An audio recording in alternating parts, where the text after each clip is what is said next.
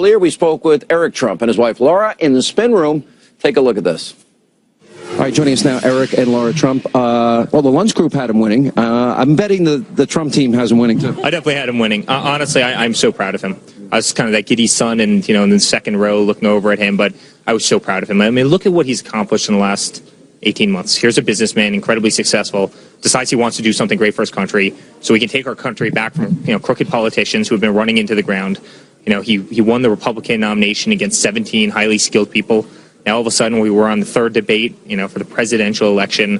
The polls are going well. Everything's doing great. And, here we are. It's just kind of hard to believe that we're... I remember, what I one time said to you that I was saying, the art of politics is a little different than the art of the deal. Yeah. And by the way, I'm 6'1". He's really big. I'm just telling my TV crew at home. But, the thing that stuck out, and I've been asking everybody, and of course I want your opinion too, Laura, is there's such profound differences here. The Supreme Court... ISIS, saying radical Islam, vetting refugees, immigration, health care, Obamacare, securing the borders, taxes, education, energy. Well, it pops out to me, too. Every single time he says, where have you been over the last 30 years? Hillary Clinton's been a politician. I say this all the time, longer than I've been alive. Right? Where have you... You're not 30? Where has she been the entire time? How old are you? I'm 33, all right? She's at least very close.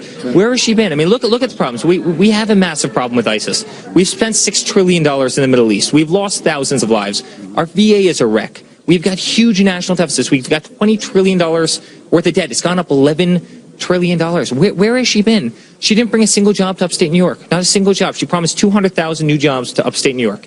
She didn't create one while being a senator in New York State. And then she goes out tonight and she promises 10 million new jobs. Give me a break. Yeah. She promises she won't add another dollar to the national deficit.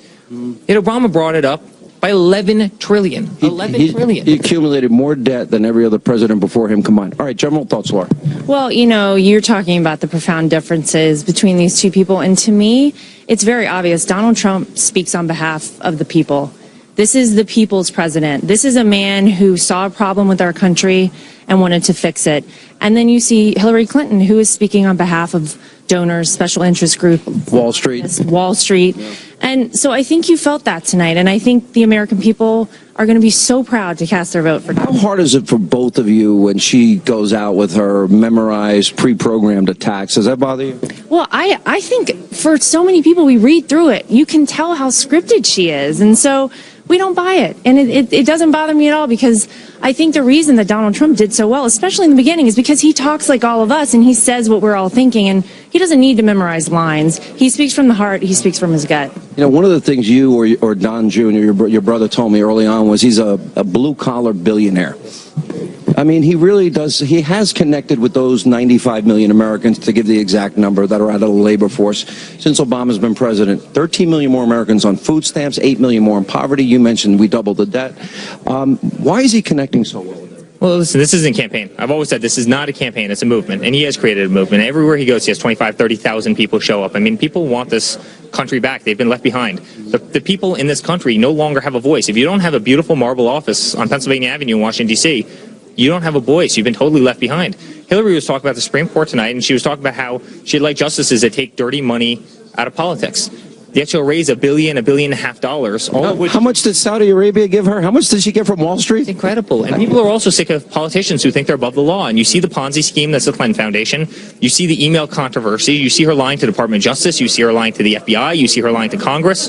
You see her lying to the... Your father didn't hold back tonight. He laid it out. And I'm glad he did. I'm glad he did, because you know what? The mainstream media, Sean, they haven't. And so he has to bring that case to her, and that's very, very sad. But the American people read through it. Let me ask you both this question. We now have learned through WikiLeaks, Univision, NBC, CNBC, MSNBC, CNN, ABC, CBS, all these major networks, New York Times, Boston Globe, and I'm sure I'm missing a number, clearly in the tank for Hillary.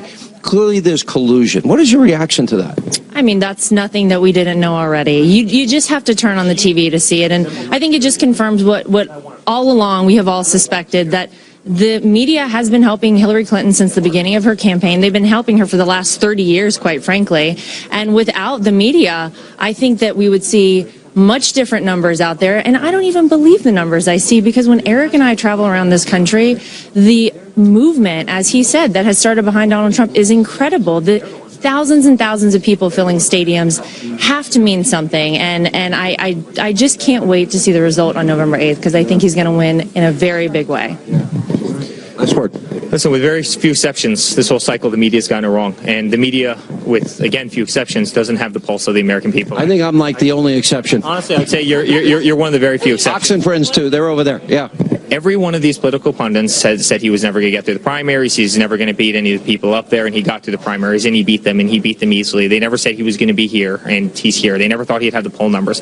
And by the way, he's taken on the whole world. He's taken on that mainstream media. He's taken on maybe the greatest political machine in the history. Republicans and Democrats. He's taken on his own party. You're 100% right. He's taken on special interests like you wouldn't believe. Again, a money machine, unlimited resources. He's taken it on.